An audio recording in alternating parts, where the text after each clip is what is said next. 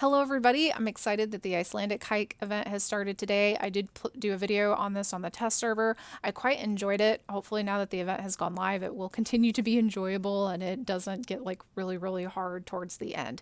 I traveled 63 kilometers today. This is on the international server. I have used up all my tokens, all my usable cards for the day, and I got pretty far. However, I think the reason why I did get so far is just that I've completed several different collections. I've gathered quite a few tokens. I'm still one collection short. That means I'll get 2 more free tokens whenever I complete this. And I think these boosters here are what kind of helped get me pretty far. On the test server, on I think the 5 days, I kept track of how far I could travel on free tokens alone. That means tokens that I collected from the board and also just from rides, login, etc. I traveled about an average of 23 kilometers per day. So pass wise, I don't have an estimate for this as I was doing a bunch of other experiments on it, just seeing what you could kind of do on the event and everything. I couldn't test it as realistically as I normally try to, but let's just say if you can travel an average of 23 kilometers per day, out of a total of 850 kilometers, because the Divine is on kilometer 850, that can give you an idea of how far you can travel on free tokens alone. Since I have already gone as far as I could on international today, let's hop over on the AU server. This is the Australian server. We'll go through the instructions and I'll just kind of talk about a really rough strategy for getting through this event. How do I play? You have to move forward across the board by carefully selecting the right card to play. These are the cards or the icons that you'll see on the cards. This card here means that you can move forward the number of indicated kilometers or until the next obstacle. This card here means you can change your route. This is the only card that will let you move left or right across the board. This little fish card counters the puffin obstacle. This horn counters the rock obstacle. The little horseshoe counters the fence obstacle. And this box with the wings acts like a joker card because you can counter any obstacle and send it to another player's board. If you want to change your cards, you use the discard button to get new ones, 1 free use per day. Your cards, I believe, should stay the same throughout the update. They will not refresh upon the update. You have to manually click to refresh your cards for free once per day. So they should stay the same over the update. I think that's what happened on the test server for me. Your tokens, you do need a token to use a card. You have quite a few ways of getting them, 15 total per day. You get 5 upon login, 5 by taking your horses for rides, 5 by registering your horses for competitions. You can also find tokens on the board. You can find tokens by completing collections and by buying them with passes. I think the special offer on preprod was 8 tokens for 1 pass, and then that's the same message that we saw on the last page about discarding your cards. This is the new Jackpot Divine. It's the new Nordic Divine horse. I'm going to call him Tier.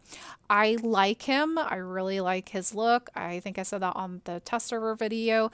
However, I'm still not sure if I want to get him. His gift is really nice. It's a Themis' scale. I love these. However, I already have an Egyptian Divine that gives me a Themis' scale once every other month.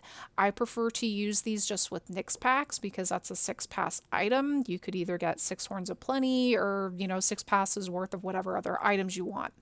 And I just don't know that I'll have enough Nyx packs in stock to keep these in use. Like I could end up sitting on a dozen Themis' scale and only have like 2 Nyx packs at a time. It will take 1200 points for Tier to drop this Themis' scale. Now the Nordic Divines, you can pretty accurately predict how often they're going to drop their gift. If you have your Nordic Divine boarded in an EC with a water trough and a shower and it has an Achilles heel, you should be able to get 15 points per day with it pretty easily. That means that he'll drop the gift in, what is that, something like 80 days. Now, if you do have the Grand Prix fountain and you have, I think, some of the Rainbow Divines that enables your horses to get energy whenever they're triggered, then you can get more points per day, obviously, because he'll have more energy to go on rides that way. But I would bank on probably about 80 days, give or take a few, for him to drop that Themis' scale. Really nice Divine, really good gift. I'm just not quite sure yet if I want to go for him. And then moving on, if you get 2 golden horseshoes, you're entered into the prize draw for the event. All right, so let's get started. Do make sure, by the way, that you complete the OW tutorial. Otherwise, if you haven't done so yet, you probably won't be able to earn tokens by going on rides and entering competitions with your horses. So scroll down all the way to the bottom to see if he's hiding down here somewhere. He's right here for me right now because of how big I have my browser window set up. Wow, you've decided to set off on the Great Icelandic Hike. Here are some tips to help you on this adventure full of pitfalls. You use cards to move around the board. Every time you play one, you use up a token. Here's 4 to help you. Okay, a puffin is closing the way. We have to give him some fish. Each obstacle can be countered by a specific card. Use the fish to get around the puffin. That moves us forward 1 square. Here's another obstacle. We can't get past it. However, we do have this change route card. To use it, you just click it once and then click the square that you want to move to. That's the only card that will let you move left to right across the board. There we go. You can now move forward 2 squares by using this card. We're going to move forward 2 squares. We'll pick up the Helios Ray because for this event, when you're moving forward, you don't actually have to stop or land on that square to pick up the gift. Simply going across it collects the gift. We did get a prize for that. We got another obstacle. We'll use the box to counter it because it's like a joker card. It gets through any obstacle. And it will appear shortly on another player's board. I'm not concerned about this feature of the event. Like I said earlier, I did travel like 63 kilometers on international, and anytime I came across those player sent obstacles, they were actually on one of the other paths, and I never had to use a card, I think, to get through them. So unless it starts getting really crazy towards the end of the event, I'm just not really concerned about it right now. I think it should be pretty well balanced. We're stuck, no worries. At times like this, you can decide to replace all your cards. Whenever your cards are grayed out like this, it means you cannot use them. If they're in color, then that means it's a usable card. We're going to do a free discard for the day. You can use this option for free once per day. After that, it costs 1 pass. Use it wisely. Ready to continue. Good luck. Thanks. Okay, now strategy-wise for this event, I don't have like a set strategy such as you should do A and then B and that'll get you to C. This is just kind of, it's going to vary depending on what cards you get when they're, because whenever you use one card, you get another one free to replace it. So it is a little bit down to luck. Pretty much, you just have to make sure that you're using your cards very wisely. For example, right now, based out of my usable cards, I have the horn to break through the rock, or I can use one of these kind of joker cards. I wouldn't recommend wasting my joker cards on the rock when I have the horn. Kind of save these for an emergency if you can. So I'm going to use this horn to break through the rock. That gets us through that. I don't really want to waste this +3 card here because I can only move forward 2 squares and I'll get blocked by the puffin. That extra move is lost. I could go ahead and move forward 1 square, but I don't yet know if I'll get maybe just another 1 square card in its place. This one's kind of a gamble. I'm going to gamble and use this one. Okay, I did get a token for that. See, I'm going to have to waste a card anyway. It would have been better just using this +3 card because I ended up using 2 tokens to do all that. But, hindsight's 20/20. You're getting close to the first checkpoint. Cross the finish line to win the prize. Just beyond it, get to the last checkpoint to win the divine. Okay, now we're going to use the joker card. Okay, that pop-up gets annoying. Go away, pop-up. All right, we're going to move forward 1 square. Now we're going to move forward 3 squares, and we're going to waste another card because we only moved forward 2 squares. Here's our joker card to get through the rock.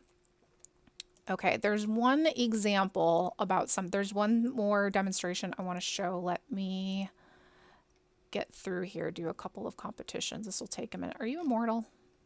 Okay, Howrse. Okay, this one will work here. Let's just do some rides to get a few tokens. I don't really want the aging point on here. I just want my tokens. Okay. Is that 1, 2, 3, 4, 5? All right. Hopefully I shouldn't need any more tokens for what I want to do here. Move forward 1 more square. Now I'm gonna get through that. I need a change route card. It's not gonna give me one, is it? Move forward 3 squares. Nope. Okay, now we're gonna jump over the fence, and I won 3 tokens for that. That's pretty cool. Okay, I'm gonna move forward 1 square. Now I'm going to move forward 3 squares. I should just move forward 3 squares. I was hoping for a change route card to do my demonstration for this, but I'm not going to be able to. Now, what I said earlier, you don't have to land on the square to pick up the prize when you move forwards. However, when you move left or right across the board with that change route card, you do actually have to land on the square to pick up that gift. For example, if I did have a change route card right now and I wanted to move all the way to the far left, I won't be able to pick up this token. I'm not sure why that doesn't work when you go left or right across the board. It just does. It wasn't something that I mentioned in my test server video because I didn't know about it at the time. That was one of the things I was wasting a bunch of passes on the test server testing. And it turns out that you do have to land on the square to pick up the gift when you move left or right.